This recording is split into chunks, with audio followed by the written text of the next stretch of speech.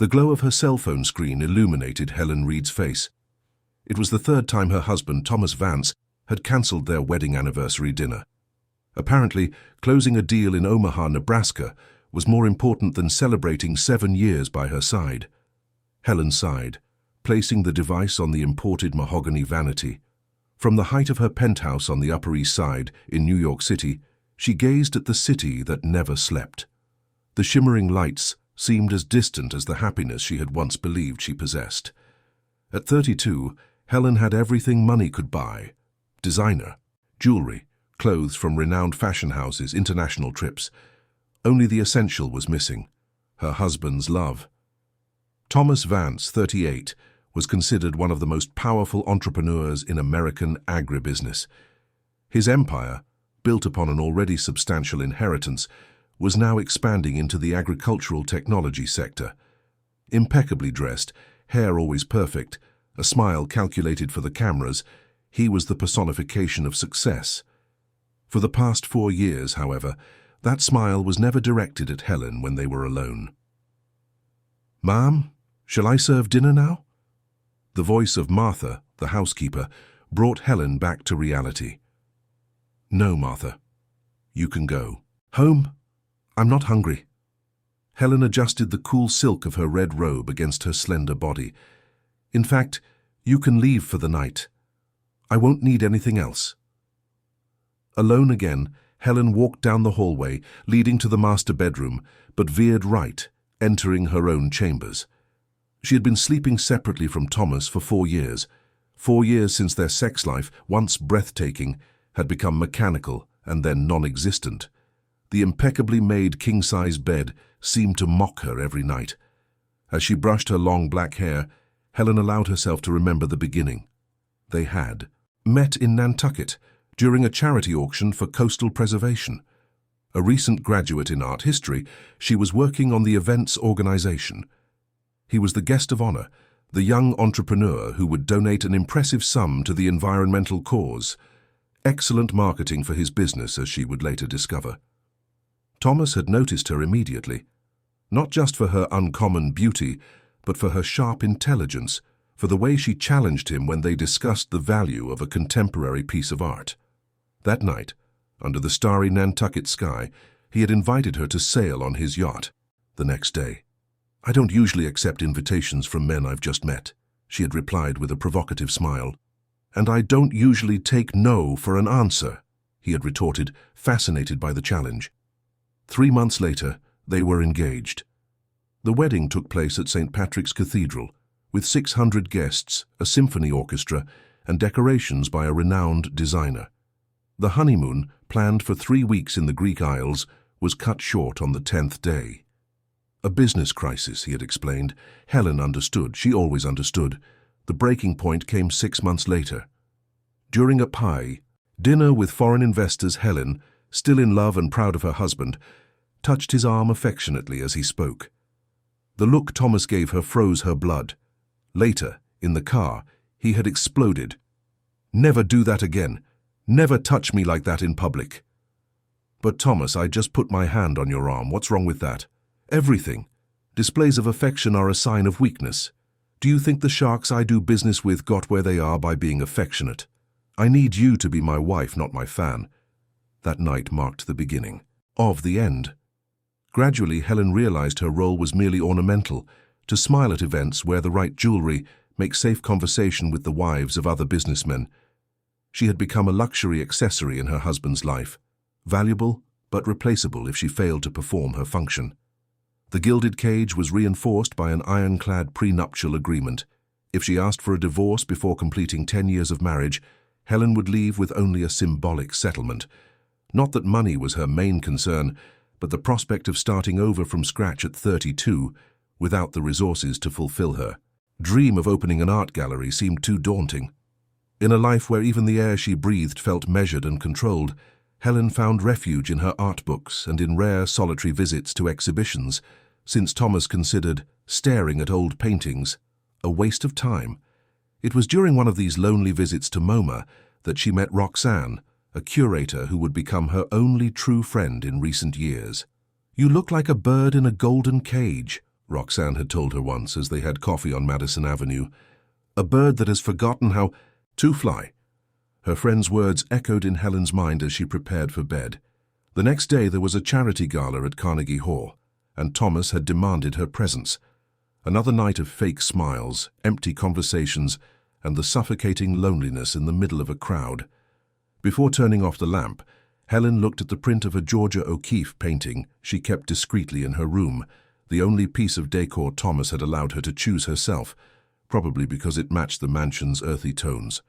The solitary, stark shape set against a vast, empty landscape seemed to mirror her own existence, an existence where luxury hid a lack of substance, where brightness overshadowed inner darkness, where social applause silenced the emptiness of her soul. As sleep finally came, Helen made a silent decision. Something had to change. She didn't know exactly how or when, but the awareness that she couldn't continue like this for another 3 years, the time remaining to complete a decade of marriage, was crystal clear. The next day, fate would place in her path the opportunity she had been unconsciously seeking. And for the first time in years, Helen Reed would taste freedom again. Carnegie Hall gleamed under the lights of the New York night. Limousines and luxury cars pulled up in sequence at the entrance of the majestic building, depositing the cream of American society. The charity gala for the restoration of national historic landmarks promised to be the social event of the year. Helen adjusted her sapphire earring as the driver opened the door of the Mercedes. The midnight blue dress by an up-and-coming American designer perfectly contoured her body, revealing just enough to be elegant without drawing too much attention, exactly how Thomas liked it. Remember, Senator Almeida will be here. His wife collects contemporary art. Thomas's voice sounded more like a business instruction than a conversation between husband and wife. Be especially pleasant to her. Helen nodded mechanically. She knew her role well. Charm the wives while Thomas closed deals with the husbands, a perfectly rehearsed choreography over the years. The couple ascended the marble staircase, posing briefly for photographers. Thomas kept his hand on Helen's back, not out of affection, but to guide her as a shepherd would a valuable sheep. "Thomas, good to see you." A middle-aged man with obvious cosmetic enhancements approached as soon as they entered the main hall. "Richard, just the man I needed to see." Thomas smiled, that smile reserved for business. "Helen, darling, do you mind? I need to discuss a few things with Richard." Without waiting for an answer, Thomas moved away, leaving Helen alone in the sea of strangers. She watched her husband dive into the crowd, greeting, laughing, touching arms, shoulders, a completely different man from the one who had forbidden her from showing any sign of affection in public. Helen took a glass of champagne from a passing waiter and walked slowly through the hall admiring the theatre's architecture. The feeling of invisibility was familiar. At social events, she was like a ghost, noticed only when convenient, ignored the rest of the time. "Impressive, isn't it?" The masculine voice came from so close that Helen nearly spilled her drink. Turning, she found a man of about 35, with slightly tousled brown hair and amber eyes that seemed to smile even before his lips did. "Sorry, I didn't mean to startle you," he continued. "I was admiring the dome and noticed you were also looking up." "It is beautiful," Helen replied, surprised that someone had noticed her presence, especially the interior painting. The restoration kept all, the original details. "You know about architecture?" The man seemed genuinely interested. "Not architecture, but art. I have a degree in art history." "What a coincidence. I'm an architect, specializing in the restoration of historic landmarks. Michael Shaw." He extended his hand. "Helen Reed, Vance." The hesitation over her married name did not go unnoticed. "Ah, Thomas Vance's wife?" Michael asked, without altering his friendly tone. Helen nodded, bracing for the usual distancing that occurred when people found out who her husband was. Instead, Michael smiled. "Well, that explains why you're alone admiring the architecture instead of deep in the networking pit down there." The observation, too accurate for comfort, elicited a surprised laugh from Helen. "Is it that obvious?" "To someone who knows how to look." Michael indicated a small side door. That exit leads to one of my favorite spots in this theater, a small balcony with a view of the city skyline. If you're tired of the noise, it's an excellent refuge. Something in Michael's unpretentious kindness touched Helen. How long had it been since someone had talked to her as a person, not as Thomas Vance's wife? I think I do need some fresh air, she decided, surprising herself. The balcony was exactly as Michael had described, small, discreet, and with a breathtaking view of the illuminated city. The cool New York night air caressed Helen's face, bringing a sense of freedom she hadn't experienced in a long time. "How do you know this theater so well?" she asked, leaning against the balustrade. "I was part of the restoration project a few years ago. This place holds a lot of stories in its walls." Michael stood beside her, maintaining a respectful distance. For nearly an hour they talked about art, architecture, and places in the world they had both visited. Helen spoke of her dormant dream of opening a gallery focused on emerging American artists. Michael told her about restoration projects in historic towns in rural Virginia. "It's getting cold out here," Michael observed, noticing Helen cross her arms. Without ceremony, he took off his jacket and offered it to her. "You don't have to. I'm fine," she protested, more out of habit than desire. "Please, I insist. My Virginian mother would kill me if she knew I let a lady shiver in the cold." The simple, natural gesture made Helen feel something she didn't immediately recognize. As Michael gently placed the jacket over her shoulders, she realized what it was: respect. Not the formal respect she received for being who she was, but the respect of being seen as a woman, as a person. "Helen." Thomas's sharp voice froze the moment. He was standing at the entrance to the balcony, his face contorted into a mask of restrained fury. "I've been looking for you everywhere," he said through gritted teeth, advancing toward them. "Senator Almeida wants to meet us." His eyes fixed on the jacket over Helen's shoulders, and then on Michael, who maintained a calm posture. "Thomas Vance," he introduced himself with calculated coldness, "and you are—" "Michael Shaw, architect. Your wife and I were just discussing the theater's architecture." "Fascinating," Thomas replied with evident sarcasm. "Helen, the senator is waiting." Without giving her a chance to say goodbye, Thomas grabbed Helen's elbow with enough force to leave marks, dragging her back into the hall. She had just enough time to hand the jacket back to Michael, who watched her with concern. The rest of the night passed in a blur. Helen smiled, made conversation, played her part perfectly, while inside she trembled with humiliation and anger. Thomas didn't leave her side for a minute, marking his territory like a wild animal. In the car on the way home, the silence was thick enough to be cut with a knife. It was Thomas who finally broke it. "What did you think you were doing?" "Talking," Helen replied, keeping her gaze fixed on the window. "It's what normal people do at social events." "Alone, on a dark balcony, with a man you barely know." Thomas's voice rose. "Wearing his jacket.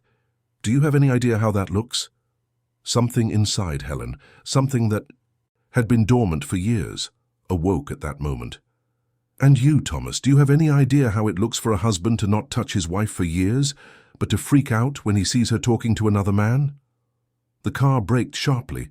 The driver, sensing the tension, fixed his eyes on the road, pretending not to hear. "What are you talking about?" Thomas hissed. "I'm talking about your hypocrisy." Helen's voice trembled, but not with fear. "You forbid me from showing any affection in public. Treat me like a porcelain doll you only display on your arm when it's convenient.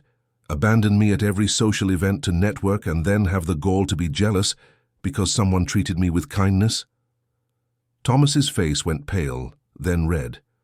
For a moment it seemed he would explode, but instead his expression hardened into an impenetrable mask. "Keep driving," he ordered curtly. The rest of the journey was in complete silence. When they arrived at the mansion, Thomas went straight to his office, slamming the door hard enough to make the pictures on the wall shake. Helen went to her room, where she finally allowed the tears to fall. They weren't tears of sadness, she realized, but of relief. For the first time in years she had said what she truly felt, had confronted the sham that was her marriage. When her cell phone vibrated with an unknown number, Helen almost ignored it, but something made her check. "I hope you're okay. Sorry if I caused any trouble. If you need to talk, I'm here. Michael. Helen stared at the message for a long time. She should ignore it, block it, delete it. Instead, she saved the contact.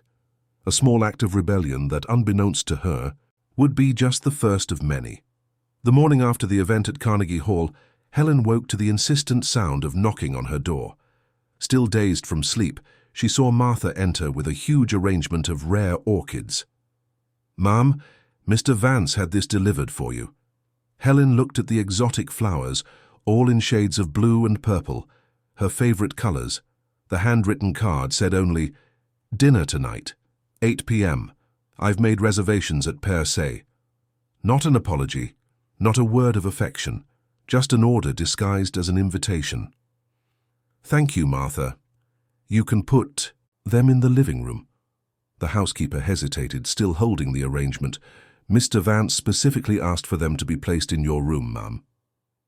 Helen felt a bitter taste in her mouth. Even this seemingly romantic gesture came packaged as an instruction to be followed. "As you wish, then." Alone again, Helen picked up her phone. Michael's message from the night before was still there, like a small flame lit in the darkness of her life. Her fingers hovered over the keyboard.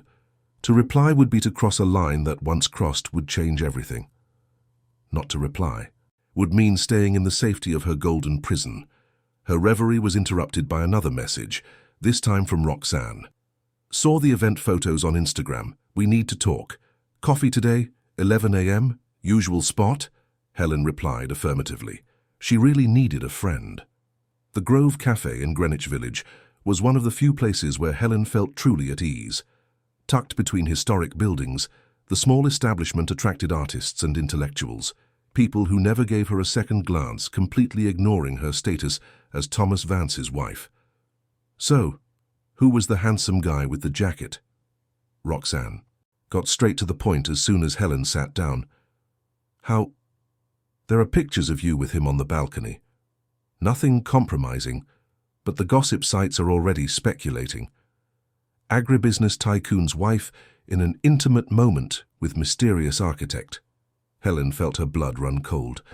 "Oh God, Thomas is going to lose it." "I'm not worried about Thomas," Roxanne stated, adjusting her colorful glasses. "I'm worried about you. Who is he?" Between sips of cappuccino, Helen told her about Michael, the conversation on the balcony, Thomas's explosive reaction, and the message she received afterward. "And did you reply?" Roxanne asked, leaning forward. "No, not yet. But you want to?" It wasn't a question. Helen looked at the design the barista had made in her coffee foam, a flying bird, an ironic coincidence. "I don't know what I want, Roxanne. I feel like I'm waking up from a long sleep, as if for years I've been numb, accepting everything, and now I'm starting to feel something again." "And the dinner at Per Se tonight?" Typical Thomas. He thinks he can erase any problem with grand gestures. Expensive flowers, dinners at exclusive restaurants, jewelry. "Are you going?" Helen hesitated. "I have, too." He must have seen the photos too by now. Roxanne took her friend's hand across the table. "Helen, just promise me one thing. Don't lose yourself again. Don't let him extinguish this spark I'm seeing in your eyes for the first time in years." Back at the mansion, Helen felt torn between guilt and a strange excitement. Before she could change her mind, she typed a reply to Michael. "I'm fine. It wasn't your fault. Thank you for your concern." The response came almost immediately. "I'm relieved. If you'd like to continue our conversation about art in a less turbulent setting, I'll be at MoMA tomorrow at 2 p.m. There's an exhibition of prints from the Deep South, no pressure, just an invitation." Dinner at Per Se was exactly as Helen had predicted. Thomas, impeccably dressed, charmed the maitre d' and the waiters, while maintaining a superficial conversation about future social events and the renovations he planned for their country house in Aspen. Only when dessert was served did he touch on the subject that was obviously bothering him. "About last night," he began, adjusting his linen napkin. "Perhaps I overreacted." Helen watched her husband with curiosity. This was the closest she would ever get to an apology. But you need to understand my position, Helen. I have an image to maintain. I can't have my wife being photographed in situations that could generate speculation. Situations like talking to someone on a balcony, Helen retorted, keeping her voice low. You know how these things look, especially when it comes to someone like you. Like me. Beautiful, young, the wife of a rich man. Thomas leaned forward, lowering his voice. There are people eagerly waiting for any slip-up of yours to destroy what I've built. What you've built, Helen corrected, feeling the old resentment resurface. We, Thomas quickly adjusted. What we've built together. It was a lie, and they both knew it. Helen had never been allowed to build anything but the image of a perfect wife. What exactly do you want from me, Thomas? The question seemed to catch him by surprise. I want us to be a strong couple like we've always been. When were we a strong couple? Helen countered, surprised by her own audacity.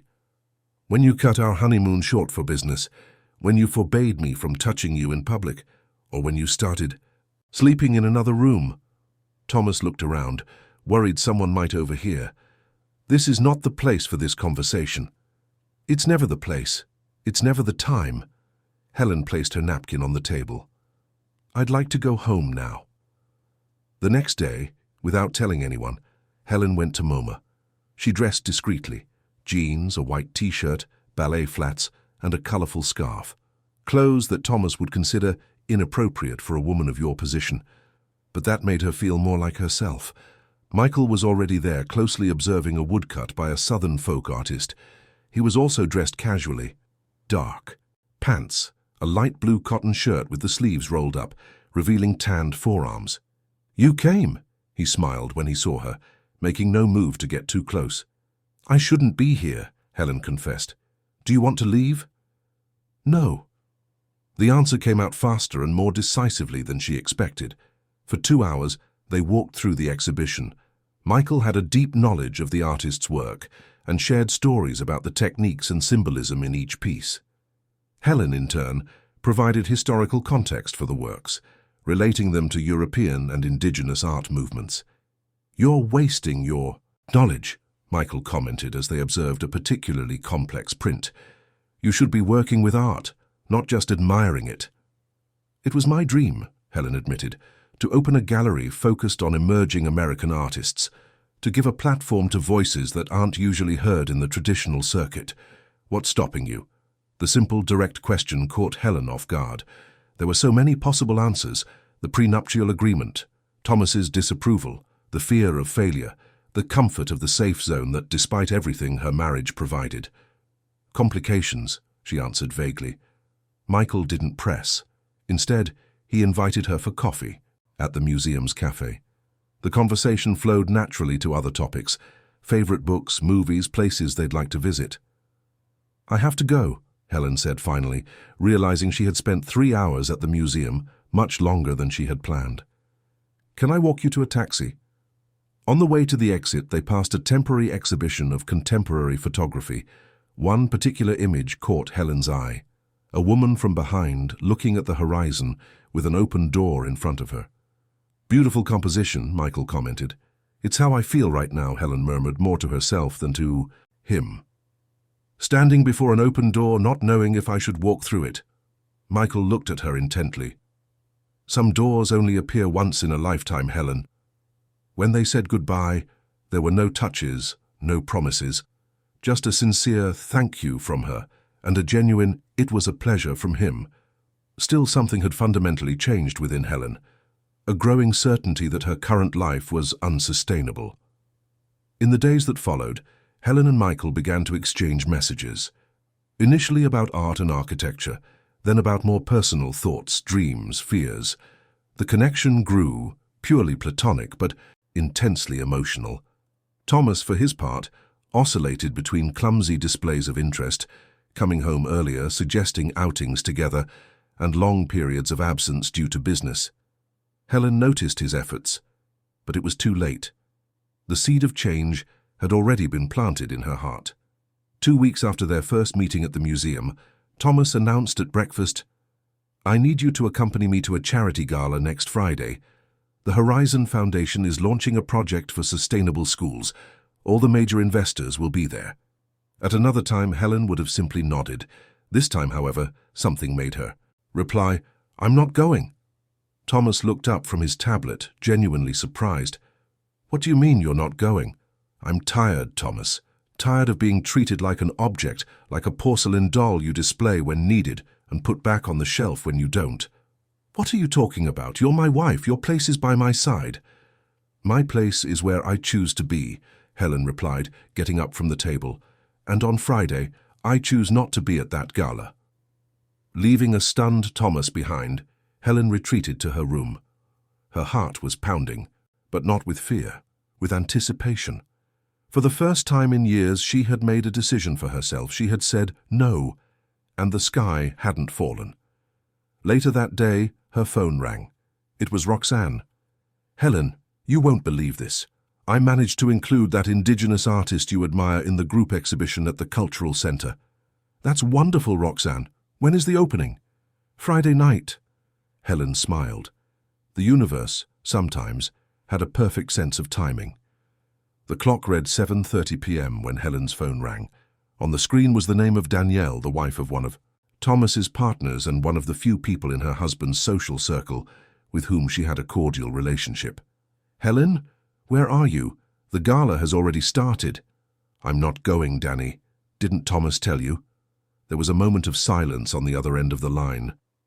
"He's here," Danielle finally replied, lowering her voice. "Alone. He looks lost. I've never seen him like this before. When I asked about you, he mumbled something about you not feeling well, but—" Helen felt an unexpected pang in her chest. For 7 years, Thomas had never seemed lost without her. On the contrary, he had always moved through social events with the confidence of a predator in its territory. "He's acting really strange," Danielle continued. "He just turned down a conversation with the Secretary of the Environment, something he would never do. He's drinking more than usual, too." A sigh escaped Helen's lips. She was ready to go to Roxanne's exhibition, dressed in a simple but elegant outfit, black tailored trousers and a turquoise silk blouse. "Thanks for letting me know, Danny. I hope you all have a productive evening." Hanging up the phone, Helen faced her reflection in the mirror. The woman looking back at her seemed different, her eyes more alive, her posture more upright, as if an invisible weight had been lifted from her shoulders. For a moment, she imagined Thomas alone at the Equinox Hotel, where the Horizon Foundation Gala was taking place. In 7 years of marriage, he had never attended a social event without her. The idea that he might be genuinely shaken by her absence was unsettling. Helen picked up her phone again and called Roxanne. "I'm going to be a little late," she said when her friend answered. "I have to make a stop first." "Is everything okay?" Roxanne sounded concerned. "Yes, I just need to take care of something. Wait for me." 30 minutes later, the taxi dropped Helen at the entrance of the Equinox Hotel. The imposing building, part of the Hudson Yards development, looked like a futuristic ship docked in Midtown. Instead of the midnight blue gown Thomas had chosen for the occasion, Helen wore her own choice, the black trousers and silk blouse, complemented by a pair of handcrafted earrings she had bought from an Indigenous artist during her last visit to MoMA with Michael. Handing over the invitation she kept, in her purse, Helen entered the main ballroom where the gala was taking place. The room was elegantly decorated with sustainable elements, Native American flowers and plants, low-energy lighting, recycled materials transformed into works of art. Helen scanned the crowd, looking for her husband. She finally spotted him near the bar, talking to 2 men she recognized as investors from the renewable energy sector. Even from a distance, she could tell something was wrong. Thomas's posture was rigid, his smile forced, his eyes restless, as if searching for something, or someone. As she prepared to approach, a familiar voice stopped her. "Helen? What a surprise to see you here." She turned to find Michael, elegantly dressed in a navy blue suit. "Michael, what are you doing here?" "My sister Beatrice is the project director for the Horizon Foundation. I was dragged here as her +1. He smiled, studying her carefully. "Are you all right?" "Honestly?" I don't know. Helen glanced again in Thomas's direction, who still hadn't seen her. I came to... Actually, I don't even know why I came. Michael followed her gaze and understood immediately. Your husband wasn't expecting to see you tonight, I imagine. I told him I wasn't coming. And you changed your mind. Helen sighed. Something like that. A friend called, said he seemed lost without me. In 7 years, I've never seen him like that. I guess I was curious. Michael nodded, understanding. Do you want me to disappear so you can talk to him? No. The firmness in Helen's voice surprised them both. Actually, I still have to go to my friend's exhibition tonight, but before that... She hesitated, then continued. Would you dance with me, Michael? His eyes widened slightly. Are you sure your husband is here and last time I was just Thomas Vance's obedient wife? Helen smiled, a new confidence in her eyes. Tonight I'm just Helen. Michael offered his arm, which she accepted. In that case, it would be an honor to dance with you, Helen. The orchestra was playing a smooth version of The Way You Look Tonight, as they made their way to the small dance floor in the center of the room. A few heads turned to watch them. The wife of the powerful entrepreneur dancing with a man who was not her husband was the kind of gossip that would fuel social columns for weeks. Helen didn't care. For the first time in years, she felt truly free. Michael led with elegance, maintaining a respectful but comfortable distance between them. No words were spoken during those moments, only the synchronized movement of two bodies following the rhythm of the music. It was in the second minute of the dance that Helen realized Thomas's eyes had finally found her. Even from a distance, she could feel the intensity of his gaze, a mixture of surprise, fury, and something else, something that looked almost like pain. Thomas dismissed the men he was talking to and started to approach. Helen felt her body tense. He saw us, she murmured to Michael. Do you want to stop? Helen considered the question for a second, then shook her head. No, for the first time in my life, I want to finish what I started. Thomas's steps, normally confident and calculated, seemed unsteady as he crossed the room. When he finally reached the dance floor, the music was ending. Helen and Michael stopped, still holding hands. Helen? Thomas's voice sounded strangely controlled. I thought you weren't coming tonight. I changed my mind, she replied simply. Thomas's eyes moved from Helen to Michael, narrowing, dangerously. I see you two have met. Mr. Vance, Michael greeted him politely, showing no intimidation. Your wife and I were just dancing. My wife, Thomas repeated, emphasizing each syllable, and I need to talk. Alone. Helen could feel the curious stares around them. A scene was about to unfold, exactly the kind of situation Thomas had always avoided at all costs. Thomas, not here, she warned. Exactly, not here. Without warning, he grabbed Helen's wrist with enough force to leave marks. Let's go. Hey, Michael intervened, taking a step forward. Let go of her. You're hurting her. For a moment, it seemed Thomas would attack Michael right there. His eyes darkened, his jaw tensed. Then, as if remembering where he was, he loosened his grip, but didn't let go of Helen. Stay out of things that don't concern you, Thomas warned in a low voice. Turning back to Helen, please, we need to talk. There was something in Thomas's voice, a rarely heard note of desperation, that made Helen acquiesce. It's okay, Michael. I'll be fine, she assured him, trying to smile. Thank you for the dance. Thomas led her through the ballroom, nodding mechanically to acquaintances, maintaining his perfectly rehearsed social smile. Instead of taking her to the main exit, however, he directed her to a side door that led to a private balcony reserved for the event's main sponsors. The New York night stretched out before them, a constellation of urban lights against the dark sky. For several seconds, neither of them spoke. Thomas released Helen's wrist and walked to the balustrade, leaning heavily on it. What is happening to you? He finally asked, without turning around. To me?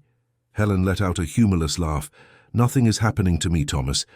For the first time in years, I'm simply being myself. He turned then, and the expression on his face surprised her. There wasn't the cold fury she expected, but something much more unsettling. Vulnerability.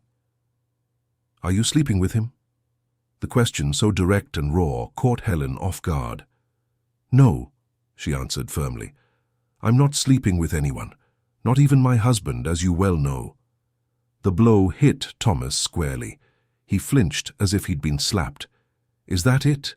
Revenge because our marriage cooled off? Cooled off? Helen couldn't contain her indignation.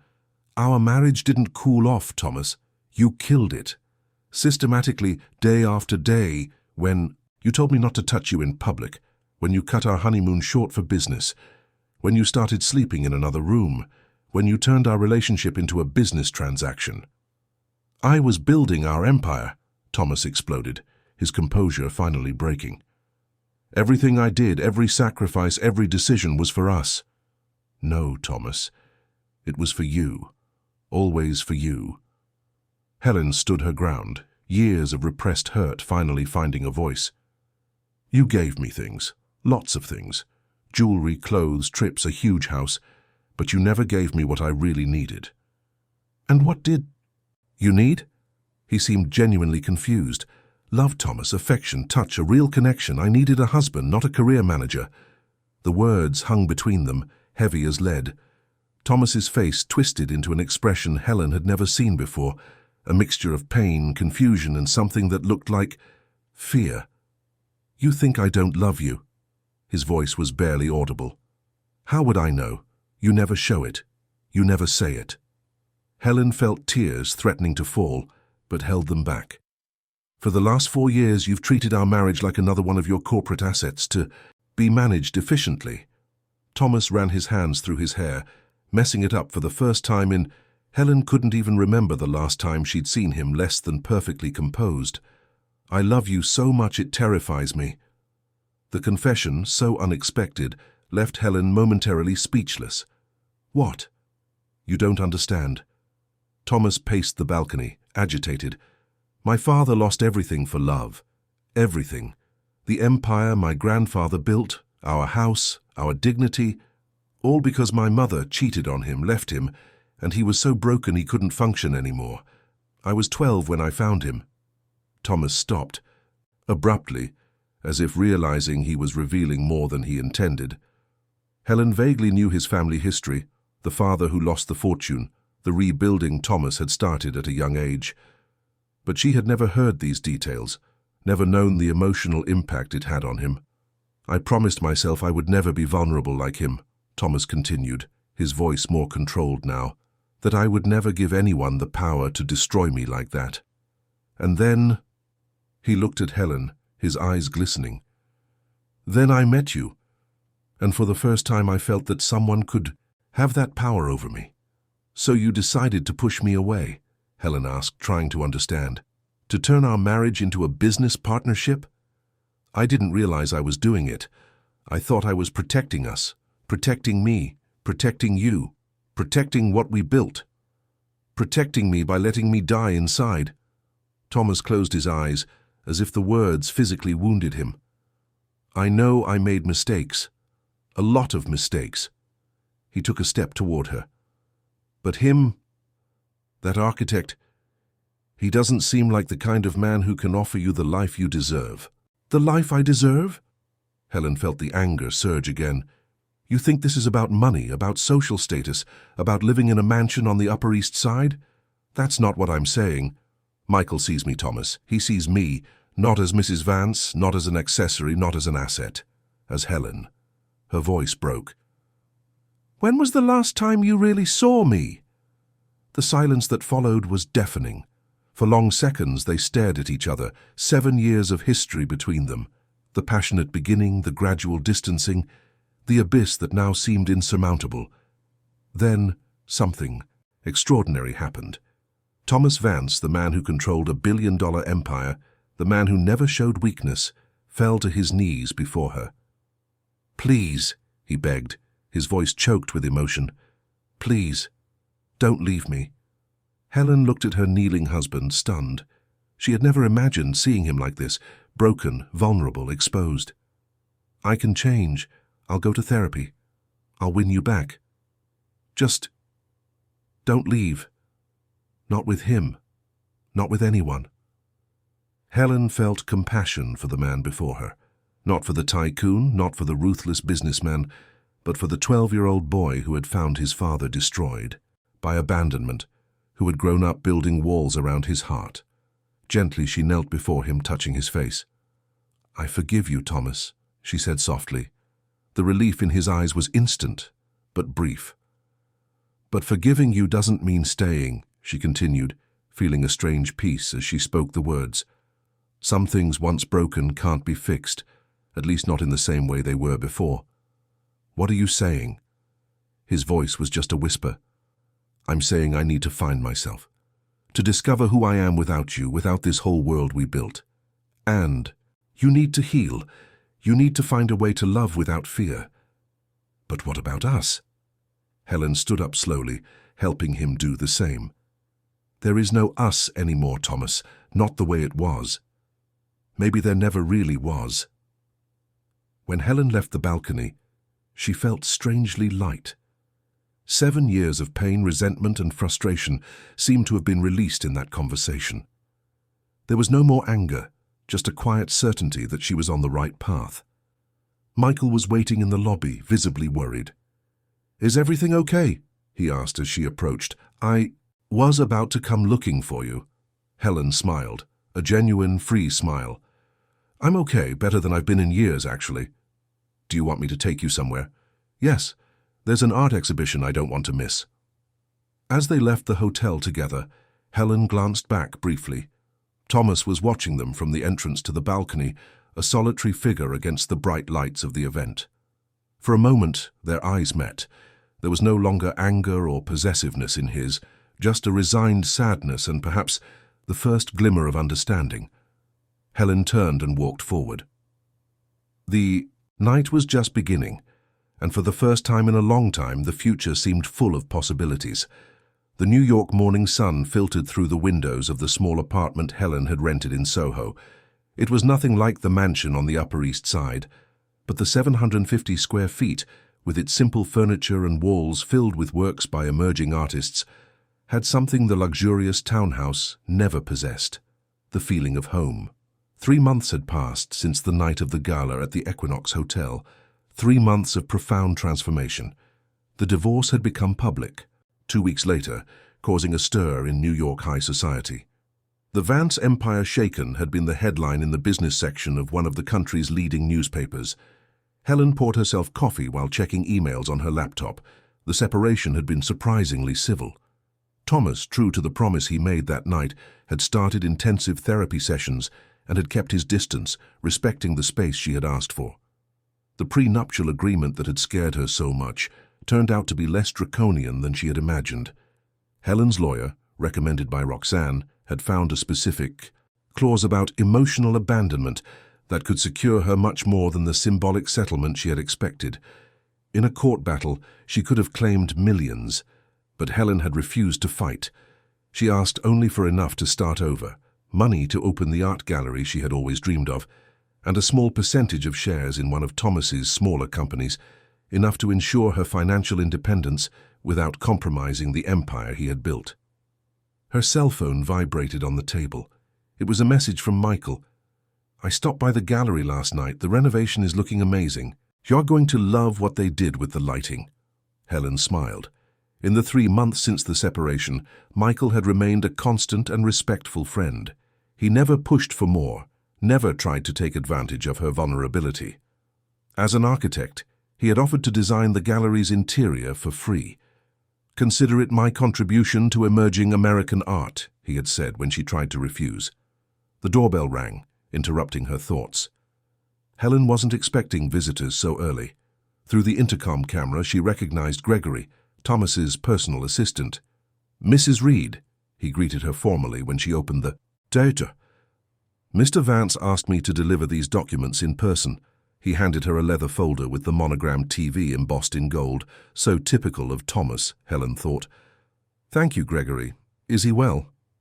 The assistant hesitated, clearly uncomfortable talking about his boss. "He's different, Ma'am, more focused on the company's social responsibility. He's been personally involved in community projects." This surprised Helen. The Thomas she knew delegated social responsibility to aides, considering it merely a marketing strategy. "I'm glad to hear that," she replied sincerely. After Gregory left, Helen opened the folder. Inside, she found the final divorce. Papers already signed by Thomas, waiting only for her signature. There was also a handwritten letter, something he had never done in 7 years of marriage. "Helen, these are the last papers we need to sign together. After much reflection and long conversations with Dr. Marcia, my therapist, I finally understand what you meant that night. You deserve to be seen, valued, and loved for who you are, not for what you represent socially. I'm working on myself. The fear of vulnerability, the terror of losing control, they are deep scars that I need to heal, not to win you back. Although I still love you, but so that one day I can be capable of loving someone without turning that feeling into a business transaction. Thank you for letting me go. Thomas." Helen reread the letter several times, a mix of emotions washing over her. There was sadness for the life they could have had if Thomas had faced his demons years earlier. There was also relief and a sense of closure. But above all, there was gratitude for the courage she had found to break the cycle. That afternoon, Helen met Roxanne at the space that would soon become the Rebirth Gallery. The large warehouse in Soho, formerly an old textile factory, was gradually being transformed into an elegant and welcoming space for art exhibitions. "The electricians will finish the installation next week," explained Michael, who was also there showing the plans on his tablet. The lighting was designed to enhance every type of work: painting, sculpture, multimedia installations. "It's looking wonderful," Helen commented, moved. "Better than I ever imagined." "The list of artists for the opening is almost final," Roxanne added, consulting her notes. 5 painters, 3 sculptors, 2 photographers, and that indigenous digital installation artist you wanted so badly. Perfect. Helen walked through the space, imagining it filled with art and people. "I want it to be more than a commercial gallery, a meeting place, a space for dialogue, for discovery." "Speaking of discoveries," Roxanne cleared her throat, exchanging a knowing look with Michael. "I have to pick up my son from school. I'll leave you two to discuss the final details." When they were alone, a comfortable silence settled between Helen and Michael. They walked side by side through the empty space, occasionally commenting on aspects of the project. "You know," Michael said finally, "when we met at Carnegie Hall, I never imagined we'd be here a few months later." "Me neither," Helen smiled. "In fact, that night I couldn't imagine any future beyond the one I was living. And now?" "Now," Helen reflected, looking around. "Now I see possibilities. Lots of possibilities." Michael took her hand gently, a gesture of support, not possession. "I'm happy for you, Helen. You deserve this. You deserve to be happy." At that moment, feeling the warmth of his hand in hers, Helen realized something had changed between them. The friendship that had united them during these months of transition had naturally evolved into something deeper, more complex. It wasn't love yet, not quite, but it was the beginning of something that could become love, a feeling built on mutual respect, admiration, and freedom. "Thank you for waiting," she said simply. "For what?" "For waiting for me to find myself first." Michael squeezed her hand lightly. "Some people are worth the wait." The rest of the afternoon passed quickly, with discussions about colors, the arrangement of the artworks, and planning for the opening reception. When they left the gallery, the sun was beginning to set, painting the New York sky in shades of orange and purple. "Can I take you to dinner?" Michael asked as they walked down the busy street. "There's a vegetarian restaurant nearby that I think you'll like." "I'd love that." The restaurant was small and cozy, with rustic wooden tables and plants hanging from the ceiling. Seated in a discreet corner, they talked about books, exhibitions, future projects. Helen told him about Thomas's letter, about how she felt at peace with the closing of that chapter of her life. "I think deep down we always knew we weren't right for each other," she reflected. "But it's so easy to get lost when you're inside a relationship, especially one that comes with so many external complications." "Money complicates everything," Michael agreed. "In my profession, I see it constantly. Couples who lose themselves amidst concerns about status, appearances, social expectations. Exactly. With Thomas, it became increasingly difficult to distinguish where the relationship ended and the business partnership began. In the end, it was all one big transaction. Michael took a sip of wine before asking, "And does that scare you for the future, I mean? The possibility of losing yourself in a relationship again?" Helen considered the question carefully. "Not as much as it used to. I think I've learned to recognize the signs, to value what really matters." "And what really matters to you, Helen?" "Authenticity," she answered without hesitation. "Being able to be myself, completely, without fear of judgment or rejection. To be seen, not just observed. To be heard, not just listened to." Michael smiled, that warm smile that lit up his eyes. "That sounds like an excellent foundation for any relationship, friendship, love, professional partnership." After dinner, Michael walked Helen to her apartment. At the door, there was a moment of hesitation, that delicious tension that precedes a first kiss. But Michael, true to his unspoken promise to respect her pace, just kissed her forehead gently. "Good night, Helen. Dream of galleries filled with extraordinary art." "Good night, Michael, and thank you for everything." In the weeks that followed, Helen immersed herself in the final preparations for the gallery's opening. The space had been completely transformed. Immaculate white walls contrasted with the polished concrete floor and the original exposed iron structures. Michael had personally supervised every detail, ensuring the lighting perfectly enhanced each piece of art. 2 weeks before the grand opening, Helen was working late at the gallery, finalizing the catalogue for the inaugural exhibition. Focused on her computer, she didn't immediately notice someone's arrival. The familiar voice startled her. "The place looks incredible." Helen looked up, surprised to see Thomas standing at the entrance. He looked different, his hair slightly longer, his posture less rigid, wearing jeans and a casual shirt instead of his usual impeccable suit. "Thomas, I wasn't expecting you." "Sorry to show up unannounced. I tried calling, but it went to voicemail." Helen checked her phone, realizing the battery was dead. "Is everything okay? Did something happen?" "No, nothing's wrong." He walked slowly through the space, admiring the structure. "I just wanted to see it in person before the opening, and I needed to give you something."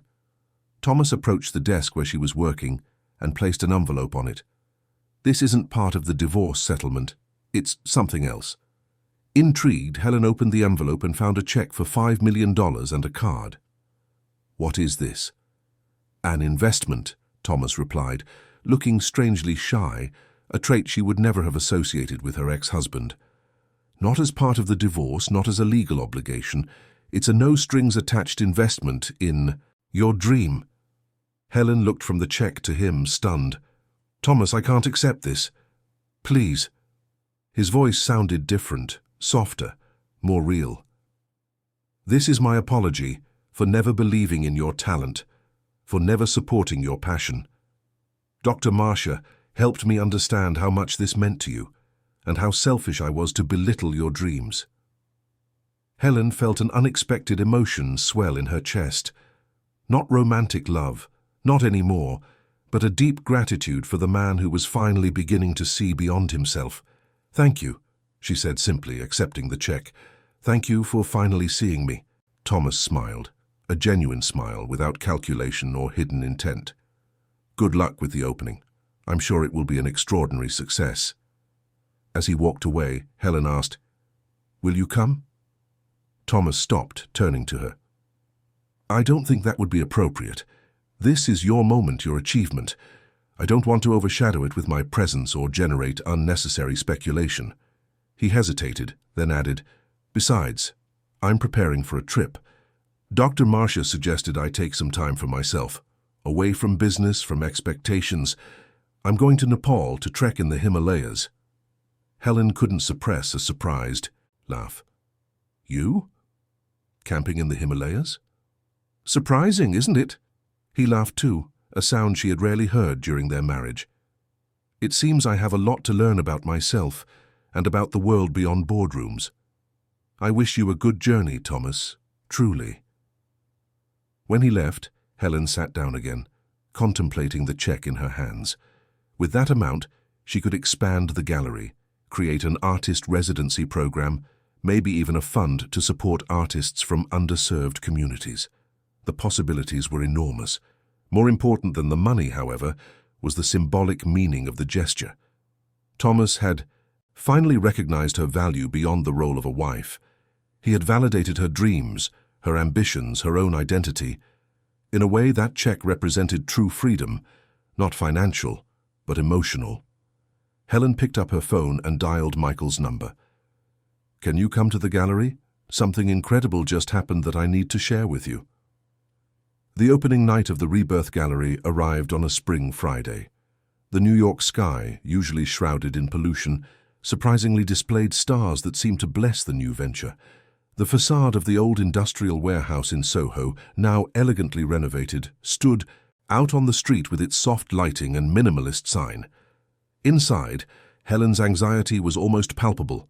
Dressed in a silk jumpsuit in a petrol blue hue designed by an emerging American fashion designer and wearing handcrafted earrings made by an indigenous artist from the Amazon, she walked through the space, checking every detail one last time.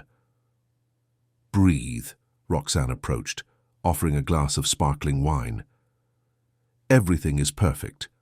The critics are already arriving, and I just got messages from 3 major collectors confirming their attendance." Helen accepted the drink with a nervous smile. "It's not just about the exhibition, it's what it represents. My independence, my reclaimed identity.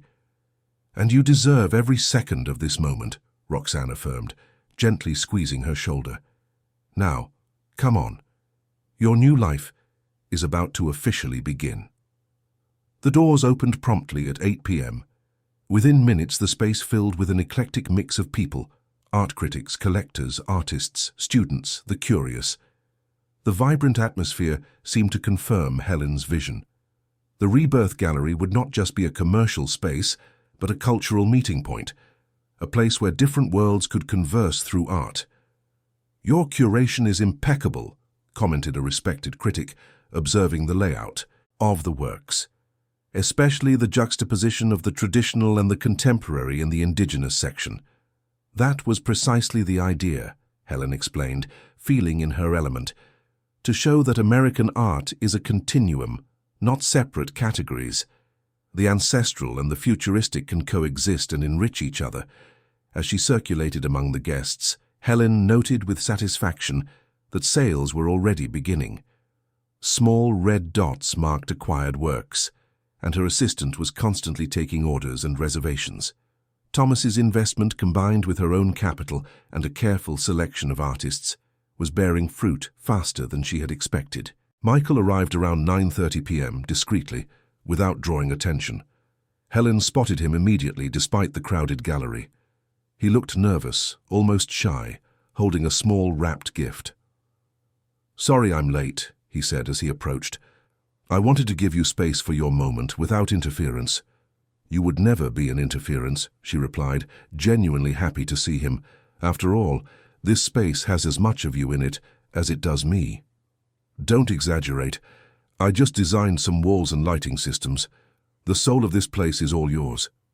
Helen took his hand, a gesture that now felt natural between them. "Let's take a walk. I want to show you how Irasima's installation turned out in the back room." The indigenous artist's installation occupied a dark room where digital projections interacted with traditional objects, creating a visual narrative about ancestry and resistance. It was the centerpiece of the exhibition, the one that made Helen most proud. "It's extraordinary," Michael murmured, watching the images dance across the walls. "The way she combines digital code with ancestral symbols, it's as if she's creating a new language." "Exactly what I thought when I first saw her work," Helen agreed. "This is what I want for this gallery. Art that pushes boundaries, that challenges categories." They stood in silence for a few moments, absorbing the experience. Then Michael handed her the small package he was carrying. "An opening gift," he explained. "Open it when you're alone." Helen wanted to protest, to say she could open it right there, but something in his eyes stopped her. There was a vulnerability, an expectation that intrigued her. She put the gift in her purse and thanked him with a smile. The rest of the evening passed in a whirlwind of conversations, introductions, negotiations. When the last guest left, it was well past midnight. Helen, Roxanne, and the small gallery team celebrated with one last glass of sparkling wine. "An absolute success," Roxanne declared. "We sold 60% of the exhibited works, received commissions for 3 more, and the critic from the New York Times practically wrote a love letter to your curation." "I can't believe it really happened," Helen confessed, exhausted but radiant. "It feels like a dream." "A dream that you built," corrected Michael, who had stayed to help with the final cleanup, "with your own 2 hands." After dismissing the team and ensuring the gallery was secure for the night, Helen and Michael found themselves alone in the office at the back of the space. "Can I open your gift now?" she asked, gesturing to the purse where she had stored the package. Michael nodded, a faint blush coloring his cheeks. "It's something simple, maybe silly, but meaningful, at least to me." Helen carefully opened the package to find a small, carved wooden box. Inside was a translucent crystal prism suspended from a delicate silver chain. "It's beautiful," she murmured, holding the object up so the light passed through it, creating a small rainbow on the opposite wall. "It's an optical prism," Michael explained. "Physicists use it to break down white light into all the colors of the spectrum. I thought it symbolized what you're doing here, revealing all the colors, all the possibilities of American art that usually remain invisible when we only look at the white light of the traditional market." Helen felt tears well up in her eyes. The gift was perfect, not for its material value, but for its deep meaning, for the understanding it showed of her vision.